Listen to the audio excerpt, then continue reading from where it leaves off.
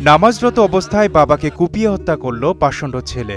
স্থানীয়রা জানান, mobile phone ব্যবহার করতে নিষেধ করায় বাবার উপর ক্ষিপ্ত হয়ে এমন ন্যাক্কারজনক কাণ্ড ঘটান নিহতের একমাত্র ছেলে মাদ্রাসা পড়ুয়া রিফাত।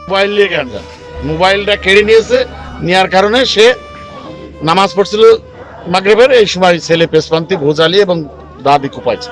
22শে মার্চ সন্ধ্যায় তারাবির নামাজের সময় বীভৎস এই ঘটনাটি ঘটে। জানা যায়, চুয়াডাঙ্গা পৌর শহরের পলাশপাড়া এলাকার বাসিন্দা দদুল হোসেন দীর্ঘদিন প্রবাস যাপনের পর দেশে ফিরে ক্ষুদ্র ব্যবসা করে সংসার চালাতেন। তার একমাত্র ছেলে ও এক মেয়ের মধ্যে ছেলে কে এম রিফাত স্থানীয় একটি মাদ্রাসায় 10ম শ্রেণীর ছাত্র। ছেলে মোবাইল চায়, বাপ মোবাইল দেয় না। পরবর্তীতে মোবাইলটা কেড়ে নিয়েছে, নেওয়ার পরে আজকের ঘটনা। পরবর্তীতে বাবা নামাজ পড়তে বসছে আর পেছন থেকে ভোজালি ঢুকে দিয়েছে। আত্মাতে মারা গেছে অবশ্য। ঘটনার দিন ইফতারের পর ছেলেকে মোবাইল ফোন ব্যবহার করতে নিষেধ করে তার কাছে থাকা